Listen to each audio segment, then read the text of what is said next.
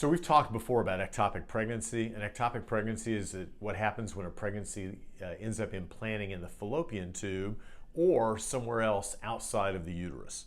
Okay, so an ectopic pregnancy is a pregnancy that's implanted anywhere except for where it should be, which is inside the uterus. So the question arises as to, well, what do you do after you've had an ectopic pregnancy? Can you get pregnant naturally? Do you need IVF? What do you need to do? And the answer is, it depends. So first of all, the incidence of an ectopic pregnancy is about 1%.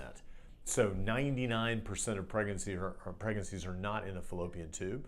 The pregnancy actually attaches inside the uterus and grows, which is what it's supposed to do. Once you have had an ectopic pregnancy, the chance of a repeat ectopic pregnancy now goes from 1% to 20%.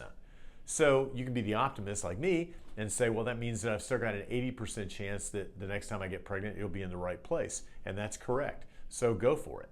The challenge is, how was the ectopic pregnancy treated? If the pregnancy was treated with removal of the fallopian tube, that means you've only got one tube left on the other side. You can still potentially get pregnant naturally, but you would need to know those cycles in which you're ovulating on the side where you have a good fallopian tube, as opposed to those cycles in which you're ovulating on the side where you don't have a fallopian tube.